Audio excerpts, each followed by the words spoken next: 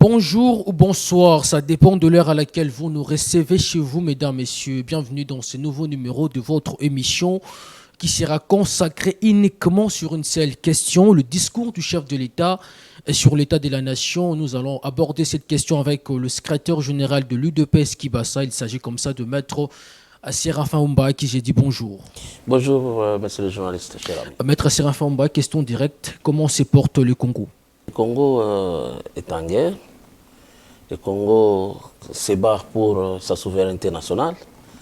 Donc, tout n'est pas réduisant. Donc, ça signifie, sur le plan sécuritaire, le Congo a beaucoup de problèmes. Il faudra que le Congo se batte encore davantage pour protéger sa souveraineté. Pour le chef de l'État, 2022 est une année de grandes réalisations, mais en quoi cette année peut être considérée comme telle, partant de la réalité sur terrain? La misère continue, la souffrance est permanente, l'insécurité à l'Est. Tout ceci nous oblige à se poser des questions. Est-ce qu'aujourd'hui on doit dire que 2022 est vraiment l'année de grandes réalisations? Je crois que vous avez peut-être mal suivi les propos du chef de l'État, qui a fait un parcours dans la vie nationale de notre nation.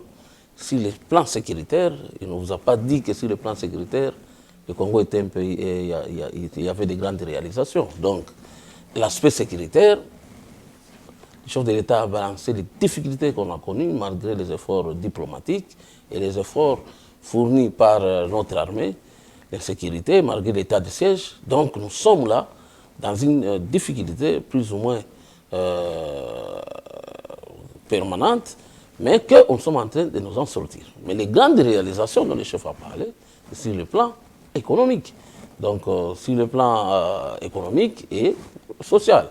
Donc, alors, il faut, quand on fait l'amalgame, penser que c'est dans la totalité, il a dit des grandes réalisations. J'aimerais bien juste vous stopper à ce point de vue pour vous dire que c'est catégorisé sur certains aspects, les grandes réalisations sont bel et bien visibles.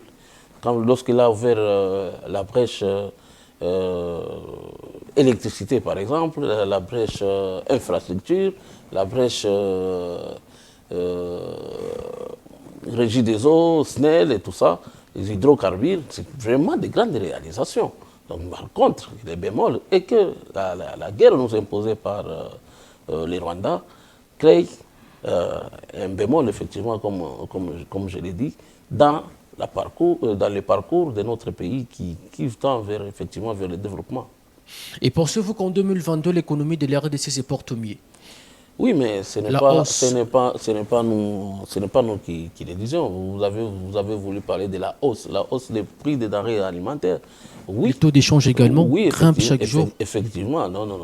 Il faut pas. Je crois que vous n'avez peut-être pas suivi le discours du chef que vous voulez qu'on puisse refaire. Malheureusement, on n'a pas été à la rédaction, mais ce que nous avons retenu... Nous parlons des faits, nous restons dans les faits. Nous sommes dans les faits, effectivement, parce que quand vous dites que vous avez voulu dire les prix, oui, ne voulez pas qu'on vienne. Il faut ici souligner le génie du Congolais, qui, comme partout ailleurs, avec d'abord la pandémie de Covid, ailleurs l'économie a chancelé, n'est-ce pas? Mais au Congo, nous avons résisté grâce au génie congolais, les stratégies qui sont mises en place. L'économie a résisté, au point qu'on n'a pas senti l'hécatombe comme partout ailleurs, que ce soit actuellement avec la situation qui se vit en Ukraine. L'économie congolaise a résisté également, parce que si il n'y avait pas ce génie congolais, peut-être nous serions en train je ne sais pas, peut-être de disparaître naturellement à cause de la faim ou d'autres choses. Mais aujourd'hui, il faut reconnaître que malgré l'environnement international difficile qui a touché les grandes économies, les vieilles économies, le Congo a à peine chancelé et s'est stabilisé. Vous avez tenté de parler de la monnaie congolaise qui a subi le coup, bien sûr, mais il a subi des coups de combien? Par rapport à ce que les autres ont subi, il faut dire félicitations au gouvernement et au génie congolais qui a su mettre toutes les stratagèmes économique a fait que nous puissions sentir le coup, mais pas comme on l'a senti ailleurs. Parce qu'aujourd'hui, nous avons subi effectivement, avec la guerre de l'Ukraine, des secousses sur le plan des prix par rapport au carburant, mais ailleurs, ça a été pire que ça. Et nous, effectivement, nous ne sommes même pas des producteurs de pétrole. Je crois qu'il y a quand même une intelligence qu'il faut louer, ou peut-être on parlerait de la bénédiction, si vous ne voulez pas parler de l'intelligence congolaise. Le Congo est béni parce que Dieu veut que nous puissions résister, sinon ça serait l'hécatombe. Même par rapport à la guerre qui nous est imposée, voir une économie résister comme telle, je crois qu'il y a à féliciter les gens qui sont à la tête de ce pays. Donc nous devons applaudir le gouvernement Sama Lukonde.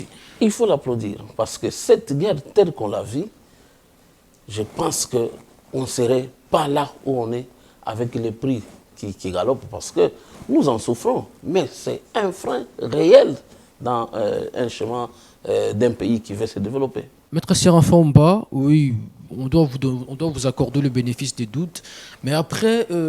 Non, mais vous savez, je ne laisse pas passer, ce n'est pas le bénéfice des doutes. Non, non, non. Il faut peut-être m'accorder le bénéfice de l'insécurité. Du fait de l'insécurité, vous dites, ah ok, parce qu'il y a l'insécurité, nous vous comprenons. Il n'y a pas de doute. C'est effectivement ce que nous vivons. Nous avons au début de l'année, connaissons les prix du carburant. Mais aujourd'hui, on en est où par rapport à la guerre à l'Ukraine et par rapport à la guerre interne qui nous est imposée par les Rwandais. Donc il faut dire que bravo, ce n'est pas un doute, non, il n'y a pas de doute, il y a la réalité que nous parlons. Mais comment applaudir le Congo a la possibilité de produire le pétrole ici? Le Congo a la possibilité de nourrir sa population, mais rien n'est fait jusqu'ici. Ici, on nous disait, il y a un concept qu'on disait, Bokonyak Tamasangu Lokola Kayasa, mais rien n'est fait, le peuple d'abord. Un slogan. Non, non, non, non. Là, vous faites un mauvais procès au Congo. Non, non, non. Dire qu'on a la possibilité de faire le pétrole, de produire le pétrole, mais c'est une évidence. On a le pétrole sous le sous-sol. Est-ce qu'on est à même de transformer?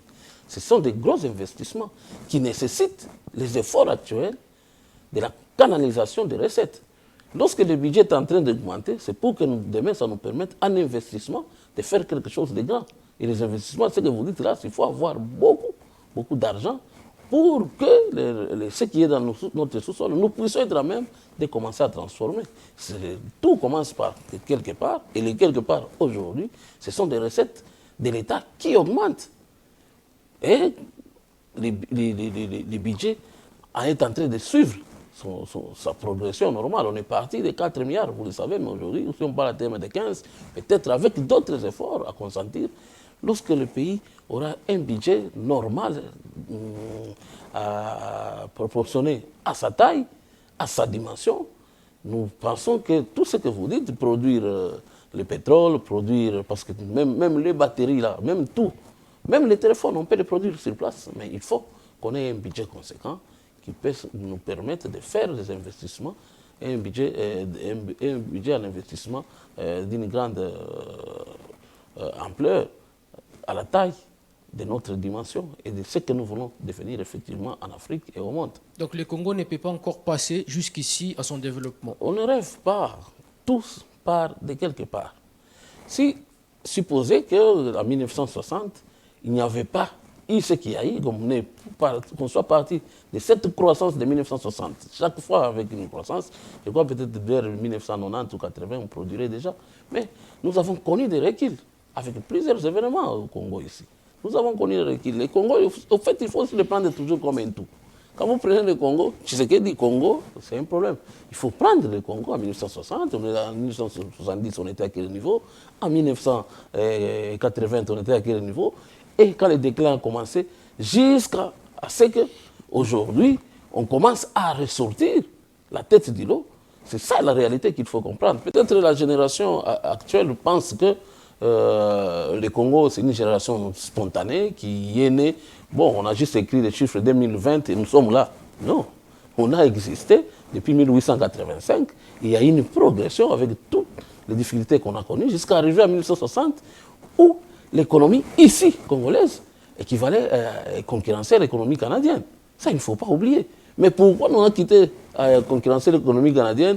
On se retrouve vers la queue des pays pauvres. Donc, il y a eu, nous-mêmes, nous avons détruit notre économie. Maintenant, l'effort de tous les Congolais nous amène à remonter, peut-être en remontant, et les indices sont là. Et les indices, c'est aujourd'hui, quand on parle du budget qui progresse, des recettes qui accroissent, ça nous amènera un jour à retrouver notre niveau et penser aux grands investissements, comme ce fut à l'époque la Gécamine, premier producteur de ceci, premier producteur de cela, producteur de maïs, producteur de haricots, mais c'est de la volonté des humains. Et moi, je suis tout à fait persuadé que tout part aussi de la formation de l'homme. Ça part aussi de la formation de l'homme. Lorsque nous sommes formés à bien gérer, je crois que la génération qui vient après nous trouvera que c'est des jets d'enfants qu'on devient forgeron. Quand on sait déjà manipuler les petites choses, les grandes choses seront bien manipulées à l'avenir. Mais les prédécesseurs du président de la République, Félix Tshisekedi, n'a jamais pleuré ni au nom de Mobutu, ni au nom de Joseph Kasavubu, mais avec le régime actuel, c'est toujours les problèmes, c'est toujours ceux qui ont dirigé avant Fati. Vous savez. Ça recommence, c'est toujours comme ça. Alors que vous êtes au pouvoir, c'est à vous de gérer, d'améliorer les choses. Non, vous savez, il ne faut pas, excusez-moi les termes, il ne faut pas considérer le Congo, comme je l'ai dit tantôt, comme une génération spontanée. Nous sommes dans une progression. Et notre marche, ce n'est pas complet par rapport à ceux qui ont gouverné hier. Ils ont fait ce qu'ils ont fait, avec les limites, avec les efforts qu'ils ont consentis. Et le Congo, c'est un tout. Et le tout, il faut le prendre en 1960. Quand je dis 60, c'est 60. 60, Kabila n'était pas là. 60, Mouzé n'était pas là. 60, Joseph Kasavubu et tous les autres ont fait ce qu'ils ont fait. À un certain moment, l'inconscience a pris les Congolais. Il ne faut pas oublier que l'inconscience a pris les Congolais vers les années 78, 80. C'est alors que le Congo a commencé à sombrer. Là, je ne parle pas de Kabila. Le Congo a commencé à sombrer. Lorsqu'on vous parle de la création de l'IDPS en 1982, c'était des gens des précurseurs, qui ont vu qu'on était en train d'entrer dans un trou. Et nous sommes entrés effectivement dans un trou et on a du mal à s'en sortir. Et heureusement, nous sommes en train de nous en sortir aujourd'hui. Ce n'est pas que nous disons que non, nous devons faire mal parce qu'on fait mal. Non. Les efforts fournis par les kabylistes de 18 ans sont les efforts, mais que nous estimons minimes, qui ne sont pas à la taille de ce que nous faisons aujourd'hui. Parce que si on parle aujourd'hui de la croissance même du volume que prend des budgets aujourd'hui, dans 4 ans, mais dans 18 ans, on n'aurait plus. Mais nous ne disons pas, parce qu'il ne faudrait pas nous prendre que nous focalisons tous nos efforts sur 18 ans. Le Congo s'est abîmé vers les années 80. Et peut-être la réponse à ces désordres, en ce moment-là, ça ne devait pas être Kabila. Si c'était l'IDPS directement, en sa création et autres, on parlerait d'autres choses. Et alors la croissance, il ne faudrait pas reprendre une croissance par rapport au régime. D'abord, la conscience congolaise doit se réveiller. Et je peux vous dire qu'il y a quelque chose de malheureusement. Cette guerre ici nous met face à notre propre réalité. Qu'est-ce que nous n'avons pas fait?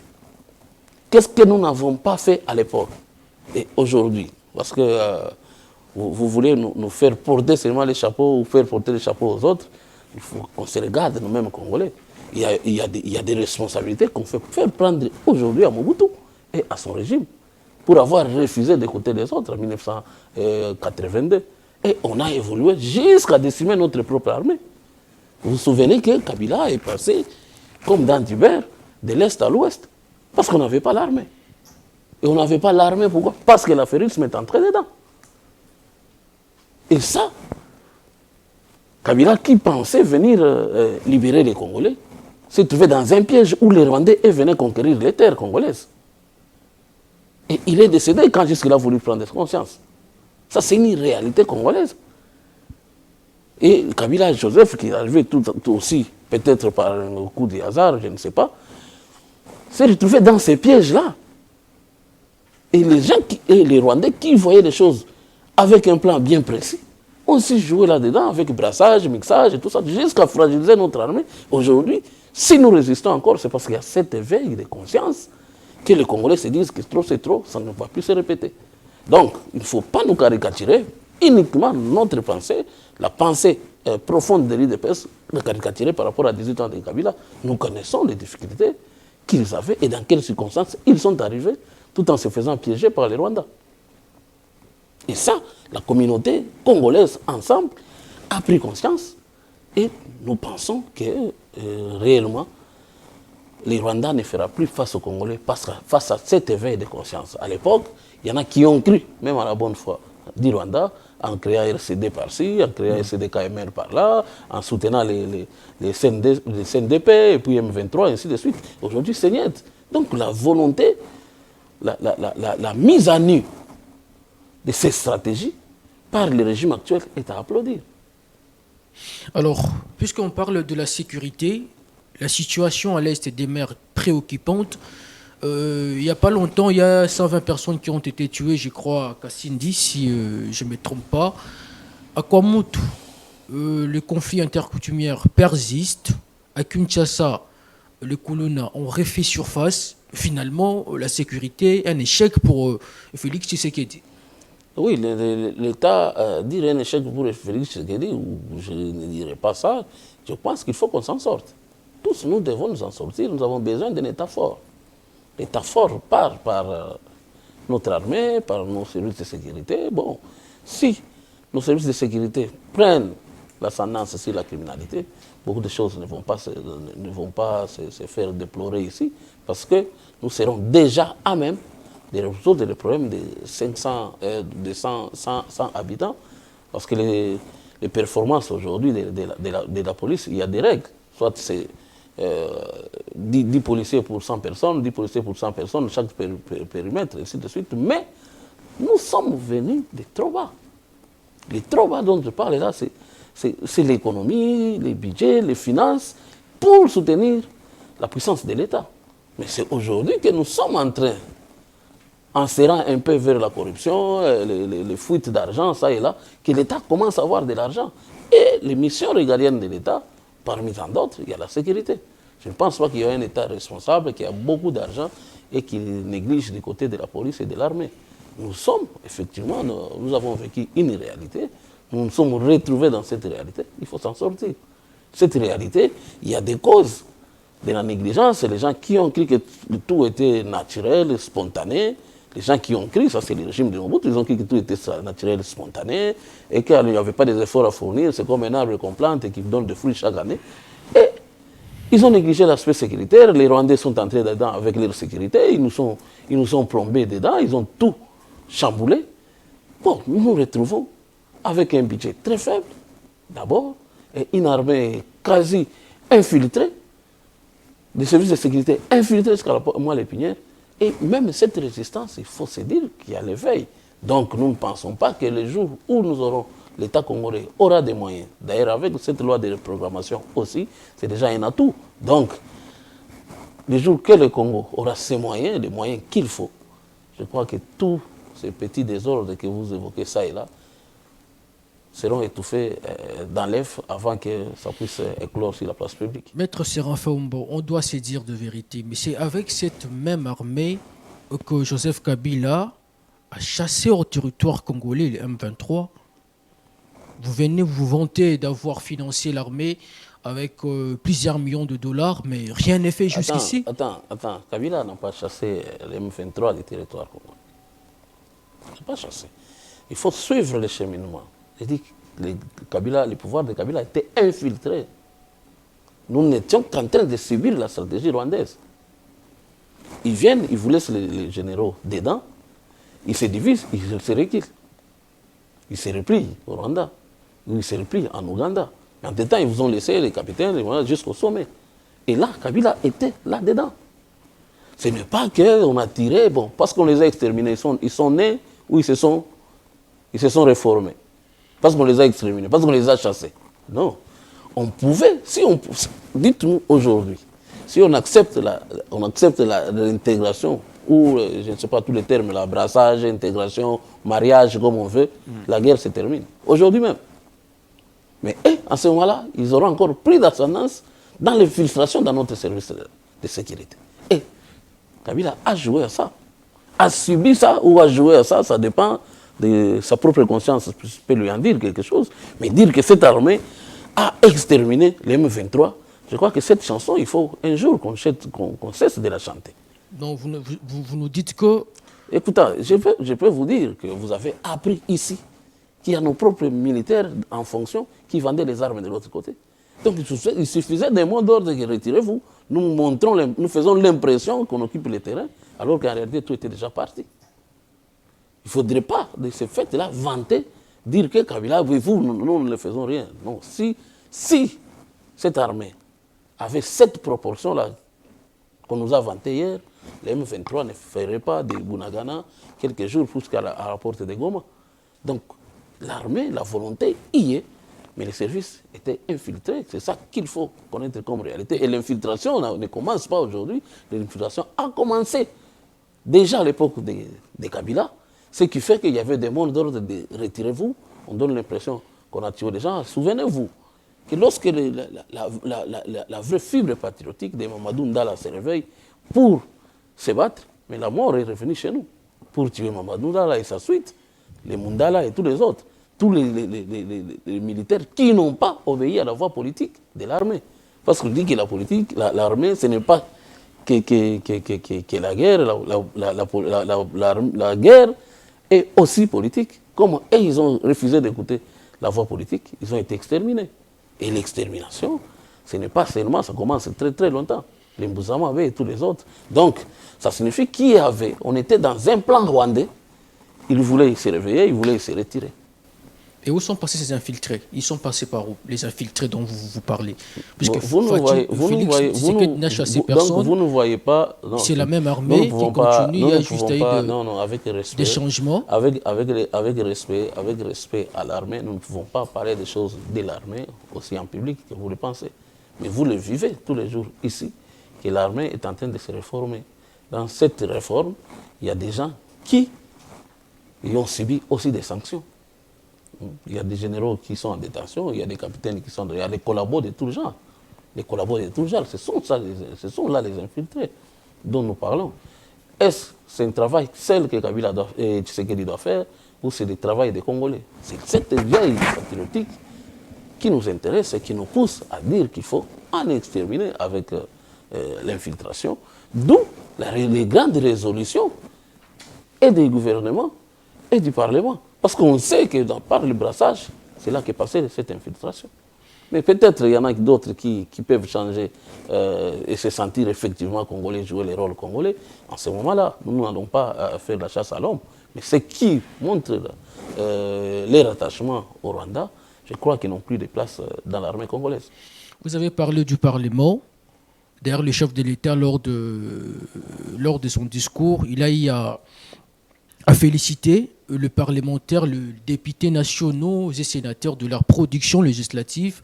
Mais la vraie question qui se pose est quel a été l'impact de cette production dans la bonne gouvernance du pays, surtout le plan économique, sanitaire, environnemental. Votre lecture par rapport à ce qu'a dit les chefs de l'État sur la production législative des élus nationaux? Oui, mais parce qu'on est parti d'un budget à la première législature, un budget de 4 000. Si on est aujourd'hui à un budget de 15 000, donc ils ont fait le travail. Le Parlement, c'est l'autorité budgétaire. Il ne faut pas qu'on se trompe, qu'on oublie. Et dites-vous que je préfère que les gens puissent élever les débats parce qu'on aura toujours un Parlement. Même si ces messieurs X, Y n'y sont pas, il y aura toujours un Parlement. Il y aura toujours un gouvernement, il y aura toujours un président de la République. Et ça, tout ça, ça fait l'État congolais. Donc, une fixation sur les individus, c'est une mauvaise chose pour un État qui veut évoluer. Les députés sont là, ils ont fait leur travail. Peut-être qu'il y a des gens qui n'apprécient pas non plus leur travail parce qu'on ne sait pas comment ils travaillent. Il y en a qui pensent qu'ils sont là clairement pour voter, oui et non. Mais ils font un travail de titan. Donc, maintenant, nous disons que tout le monde peut s'affranchir, faire le travail sans complaisance. N'est-ce pas? Bon, la société, elle est aussi... la société prend de l'âge à 60 ans ou quelques 60 ans de l'indépendance, on prend de l'âge, mais on est toujours dans l'apprentissage. C'est la volonté qui couronne, qui fait que demain, qu'on puisse, parce qu'on vit bien, on mange bien, qu'on puisse acclamer tout celui qui fait un travail. Mais il y a ce que les gens font qu'on ne peut pas quantifier par un simple regard. C'est la conséquence de tout ça. La conséquence de tout ça, du travail des parlementaires, le travail de l'armée, le travail du gouvernement, le travail du judiciaire, qui font tout ça, la vie d'un État. Et aujourd'hui, nous n'allons pas dire que les députés n'ont pas fait leur travail. Pour moi, ils ont fait aussi leur travail avec les difficultés qu'ils ont. Donc la population congolaise qui vous regarde doit être fière de la production législative des élus nationaux et sénateurs. Oui, mais la comptabilité, c'est quoi? Est-ce qu'ils sont entrés et sortis de cet hémicycle sans pondre une seule loi? Ils ont pondu des lois. Et je vous dis qu'il y aura toujours des députés. À moins que si vous vous énervez, vous faites quoi? Ils viennent aux élections où personne ne va au vote. Ils pourront être reconduits. Parce qu'il y aura toujours un parlement. Cet homme-là aura toujours une femme. Cette femme aura toujours un homme. Donc, il faut penser de la fixation sur les individus. Ils ont fait ce travail pour lequel on les a élus. Si vous estimez que tel député n'a pas fait un travail, vous n'allez pas annihiler l'existence des députés. Vous allez les substituer avec un autre. Peut-être que ce sera bon celui-là, vous dites qu'il fera encore un travail. Mais ça sera toujours un parlement qui fonctionnera selon ses traditions et ses règles. Comme c'est le cas. Donc, il ne faudrait pas que la pauvreté, quelque part, nous fasse penser que s'ils sont là, c'est parce que si nous sommes comme ça, c'est parce qu'ils ne font rien. Non. Chacun fait quelque chose dans la construction de cet État. Et plutôt, il faut se dire qu'est-ce que moi-même aussi je fais là où je suis. Le discours du chef de l'État, c'est aussi la gratuité de l'enseignement de base, l'éducation.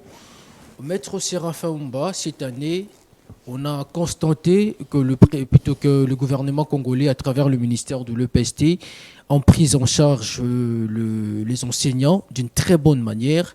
Et puis, il n'y a pas eu de grève. Les élèves ont étudié normalement. Aujourd'hui, si on devait se vanter d'une chose, ça serait la gratuité de l'enseignement, disons l'effectivité de la gratuité de l'enseignement, où il faut se vanter de la qualité de l'enseignement qui se transmet aux enfants. Je crois que la gratuité, il faut effectivement s'en vanter parce que vous ne savez pas ce qu'est capable de faire un humain qui n'est pas passé à l'école. Même le degré de méchanceté diffère. Quelqu'un qui est passé sur les bancs d'école, c'est vraiment un homme qui a quitté le stade animal. Parce qu'il faut côtoyer quelqu'un qui n'a jamais été sur les bancs de l'école pour voir les degrés de méchanceté. Ce n'est pas loin d'un animal. Et si aujourd'hui on donne la chance à l'enfant congolais d'aller à l'école, c'est aussi lui transmettre le patriotisme, lui transmettre tout ce qu'il faut pour que cette terre demain puisse être protégée. Alors, la qualité, oui, c'était difficile au début parce que la qualité, on ne peut puiser la qualité qui est dans la substance de l'enseignant. Si l'enseignant est bien pris en charge, si les frais de fonctionnement, aujourd'hui nous apprenons que ça a été revu à la hausse, donc on a concilié et la quantité et la qualité. Et tout ça dans le vrai souci d'avoir d'aimer les gens à qui léguer ce pays. Nous sommes en train de passer. Mais si cette jeunesse demain se retrouve toute comme par un coup de baguette magique, non instruite, ça signifie que les Rwandais vont traverser et se transformer lui-même en Congolais. D'ailleurs, la perception rwandaise, c'est celle-là, c'est que le Congolais, c'est un type comme ça, qui n'a pas conscience de ce qu'il est et ce qu'il doit être. Alors, si nous sommes distraits du côté de l'enseignement, dites-vous que nous allons perdre ce pays. Et la meilleure manière de faire aujourd'hui, c'est toujours penser à la génération future. Ce que je fais, est-ce que ça va produire pour la génération qui vient 10 ans après nous? Qu'est-ce qu'ils vont trouver? Est-ce que mon comportement ici protège ceux qui viendront 5 ans après moi? C'est ça, le titre. Or, ça se transmet par l'école. Je vous ai dit, c'est dangereux d'avoir un homme non instruit. Même si vous lui donnez le fusil, il va l'utiliser selon qu'il veut. Selon qu'il veut. Donc l'instruction n'a pas de prix. S'il fallait effectivement passer par là, le chef de l'État a osé avec la gratuité, qui était du reste dans la Constitution, depuis qu'on a voté cette Constitution en 2006, c'était là-dedans, mais il a osé. Il a fallu ce courage. Et ce courage-là aussi, ça appelait des réflexions. D'où penser que nous devons avoir beaucoup d'argent pour soutenir cet enseignement gratuit. Il faut avoir beaucoup d'argent. Et là, nous en appelons encore au chef de l'État de plus de rigueur pour les gens qui tripatouillent l'argent de l'État. Pour les quelques qui se permettent encore d'en prendre et de faire un tour dans des prisons, de s'en sortir indemne, on paie encore beaucoup de rigueur de ce côté-là. Là, nous en appelons au chef de l'État qui tient toujours à réveiller le patriotisme, qui tient toujours à réveiller l'essence des responsabilités de nos magistrats et juges, que cet État, si tout le monde devenait sérieux, faisant la part des choses entre ce qui appartient au trésor public et ce qui nous appartient au privé, je crois que nous résolvons beaucoup de problèmes et nous irons de l'avant. Maître Séraphin Fomba, mais les parents se plaignent où la qualité n'est pas assez bonne parce que les classes sont pléthoriques. Les enseignants n'ont pas le temps de faire de suivi. D'ailleurs, certains parents, même si l'école est devenue gratuite, et certains parents préfèrent aller scolariser leurs enfants dans des écoles privées au lieu des écoles de l'État. Oui, c'est un choix. Ça pousse à réfléchir. C'est un choix. C'est un choix de scolariser les enfants dans l'école privée, si on a un peu plus. Mais ça serait mortel de laisser un enfant non instruit devenir grand-parent, devenir militaire ou devenir un homme marié, père des enfants, sans avoir été à l'école. Et se plaindre, je crois que c'est la communauté tout entière. Le niveau de l'instruction, je crois que la communauté tout entière peut s'en plaindre. Et les responsabilités sont à chaque niveau. On va vous compter les générations qui ont fait l'université, les générations aujourd'hui, même qui viennent des écoles privées que vous voulez vanter. Bon, vous trouvez qu'ils ont fait des universités, même des renom, mais si dans la tête il n'y a rien, c'est tout à fait un problème. La science sans conscience n'est que ruine de l'âme. Il ne faut pas s'en prendre à cette chance donnée à l'enfant congolais qui n'a pas eu la chance d'aller à l'école, qu'on s'en prenne à ça du fait de la gratuité. Non. Si nous avons des problèmes de scolarité et de responsabilité, ça se trouve à un autre niveau. À un autre niveau qui nous appelle à une réflexion. Des réflexions au niveau de l'université, bannir la complaisance. Parce que donner la chance à l'enfant d'aller à l'école d'une manière gratuite, jusqu'en 6e ou en 2e, ou je ne sais pas comment on appelle, 7e, 8e aujourd'hui, donner cette chance à un homme, c'est un grand cadeau que la République donne au Congo. Mais la responsabilité des majeurs commence à un autre niveau, où il faut bannir la complaisance. Un enfant échoue, on estime qu'il doit passer, n'est-ce pas? Oui. Un enfant qui n'a pas la capacité de devenir professeur, on en fait un assistant. Cette légèreté, c'est communautaire. On nous a même parlé des points, bon, je ne vais pas entrer là-dedans parce que c'est immoral, des points qui se transmettent d'une certaine manière. Et ça n'a rien à voir avec l'enseignement gratuit qu'on donne à l'école primaire. N'est-ce pas? Il faut faire la part des choses. Il y a un certain moment où tous nous sommes responsables. Nous sommes responsables. On fasse un concours de magistrats, on estime à un certain moment, non, quelqu'un doit à tout prix être magistrat. On apprend qu'il y en a d'autres qui n'ont même pas fait les facultés de droit, mais qui sont? Bon, est-ce que la personne qui a tenté et l'autre qui a accepté? Ce n'est pas ça l'école primaire. L'école primaire, c'est nous voulons créer les humains. Les humains qui ont un cœur, qui ont appris la religion, qui ont appris le civisme, qui ont appris le respect du bien commun. C'est une base qu'on ne peut pas priver à un Congolais. Donc là, nous disons chapeau, coup de chapeau au chef de l'État, coup de chapeau à ceux qui avaient pensé aussi que les Congolais pouvaient avoir cette chance-là en mettant cela dans la Constitution, mais surtout coup de chapeau à celui qui a osé. Et là, nous ne pouvons pas nous dire ne pas féliciter celui qui a osé et ceux qui l'accompagnent. Certes, Il y a effectivité de la gratuité de l'enseignement, mais on retient également qu'il y a beaucoup qui reste encore à faire. Et par exemple, le choix de professeurs, le suivi au niveau de l'enseignement qui doit se donner, parce que c'est important, Maître Séraphin l'a dit, il faut que la génération future soit une génération instruite. On va passer à notre dernier point, ça sera les élections. L'opposition parle du glissement. Déjà, l'opposition crie à la manipulation du résultat. Un calendrier électoral surréaliste. Le chef de l'État a insisté pour dire que cette année sera essentiellement électorale. Vous partagez l'avis de l'opposition? Chacun doit faire son travail. L'opposition fait son travail. Mais il faut faire son travail et se ressaisir avant. C'est ça peut-être la meilleure des choses. La CENI fait son travail sur ce calendrier. Le gouvernement fait son travail en donnant les moyens. Et les partis politiques doivent faire leur travail, de sensibiliser et d'être prêts. Parce que si ça se réalise, les élections à cette date-là, il ne faudrait pas qu'on puisse être victime d'une surprise. Il faut éviter la surprise. Et c'est quoi la surprise? La surprise, c'est que vous pensez qu'il n'y aura pas des élections et qu'on y arrive sans avoir affrité les armes, sans avoir effectivement mobilisé les troupes et peut-être avoir les candidats qu'il faut pour un parti politique, c'est mortel. Donc, ces débats des glissements, comme vous le dites, mais nous, les signaux ne se prêtent pas à cela. Les discours du chef de l'État étaient clairs à ce propos. L'attitude de la CENI aussi, l'attitude de la CENI nous a donné le calendrier. Bon, les gens peuvent contester.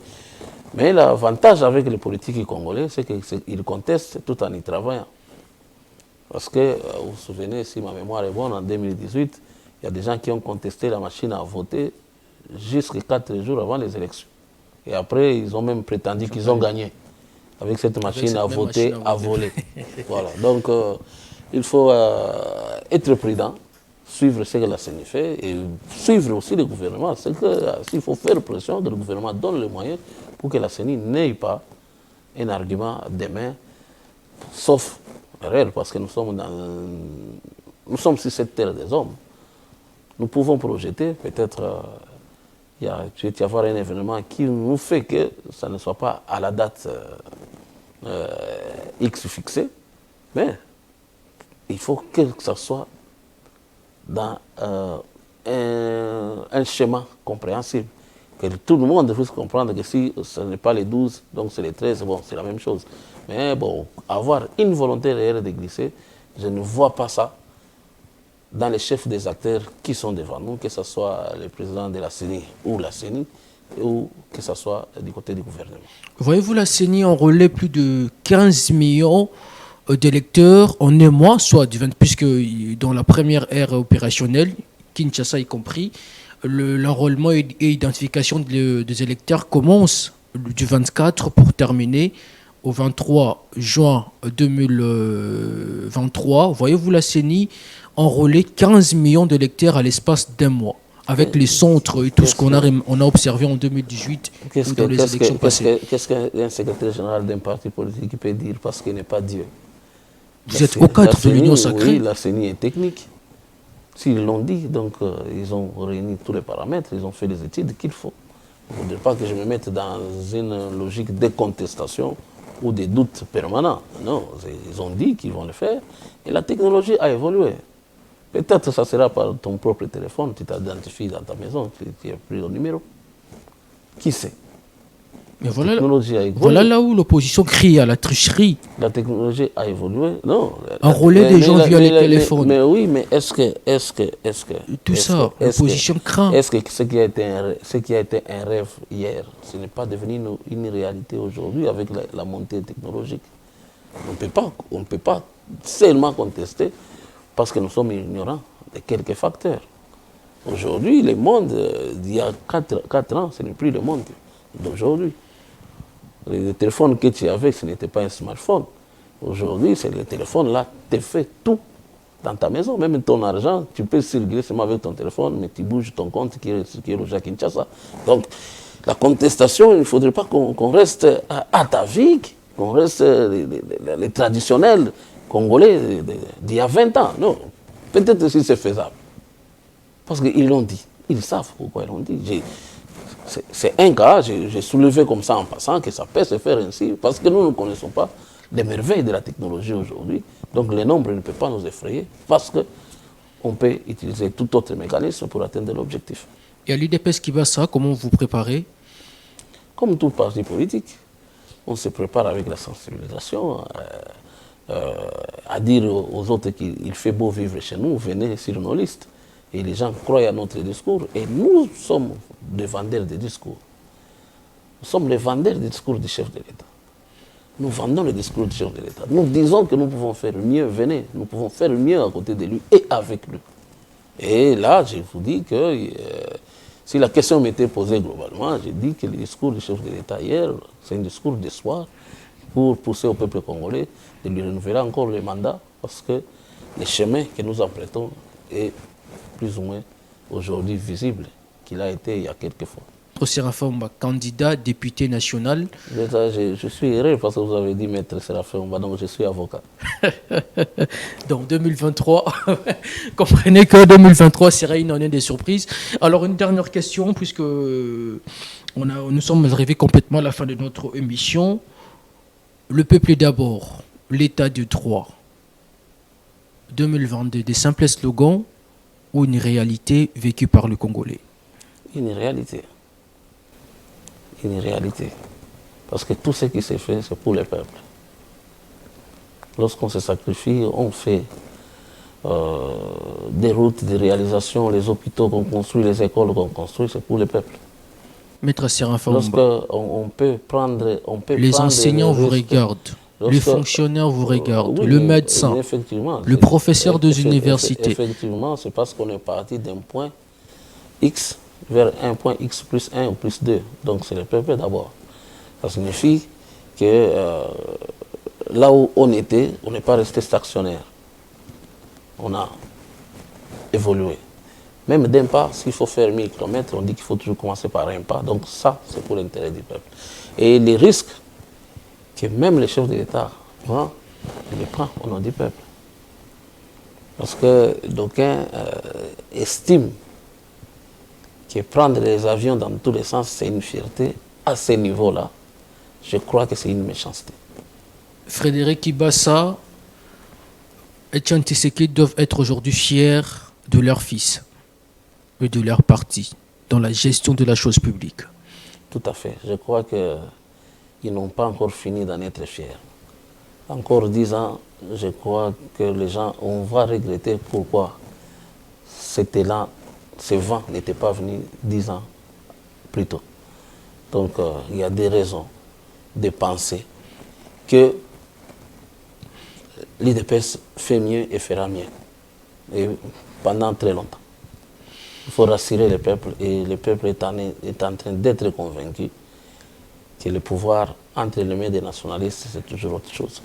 Maître Séraphin Omba, c'est déjà la fin de l'émission. Vous avez un message à passer aux Congolais qui vous regardent, aux membres de l'UDPS, aux partis politiques en RDC. Je pense qu'il faut que les Congolais continuent à faire confiance au chef de l'État, à son gouvernement, à l'Union sacrée, parce que sans se vanter, le pays vient de quelque part. Nous pouvons dire que l'avantage, même du discours du chef de l'État hier, l'avantage, je disais, c'est que nous avons un chef qui connaît les problèmes des Congolais. Parce qu'il a scruté dans les difficultés, dans le bonheur, dans la progression. Et nous ne voulons pas que le peuple congolais puisse se tromper en 2023 pour encore bloquer cet élan de développement. Et nous les appelons à s'enrôler d'abord davantage et à venir voter massivement pour les gens qui augurent l'espoir de ce Congo et qui donnent le respect qu'il faut au Congo, un pays au centre de l'Afrique qui est tout à fait un œuvre dans beaucoup de choses, mais qu'on a semblé oublier et négliger. Et un autre message à la communauté internationale, surtout, de regarder le Congo comme un partenaire. les matières premières qui sont sous le sous-sol congolais peuvent être échangées dans la tranquillité, mais je préfère encore avoir un téléphone qui n'est pas teinté de sang des Congolais, mais il y a moyen de l'avoir avec négociation, avec les marchandages, comme ça se fait ailleurs, avec un commerce sain international, qui est de passer par les armes, utiliser un téléphone. On est fiers d'utiliser un téléphone, mais lorsqu'on pense qu'une fois qu'il y a le sang des Congolais qui est passé par là, je crois qu'il faut que les choses changent. Il faut que les choses changent. Le Congo, ce n'est pas un pays fermé, un pays qui peut dialoguer avec tous les États. Avec tous les États, je le dis bien, mais la tendance est qu'il n'y a que 2 États qui estiment qu'ils ne peuvent pas dialoguer avec le Congo, mais qui peuvent venir jouer au rapace. Et cette situation va bientôt se terminer grâce à l'éveil de la conscience du peuple congolais. Maître Séraphin Oumba, je rappelle que vous êtes secrétaire général de l'UDPS Kibassa et au cadre de l'Union Sacrée. Merci de nous avoir accueillis chez vous. Je vous remercie, monsieur le journaliste. Très chers téléspectateurs, c'est par ces mots de Maître Séraphin Oumba que nous mettons complètement fin à ces programmes. Merci de nous avoir suivis. Vous avez suivi religieusement le propos de Maître Séraphin Oumba. Êtes-vous convaincu? Est-ce que Maître Séraphin Oumba était vrai dans ce qu'il a dit? Faites-nous part de vos points de vue dans nos différentes pages sur Facebook, Twitter et tous les autres réseaux sociaux. Ainsi dit, ce programme est terminé. Au revoir.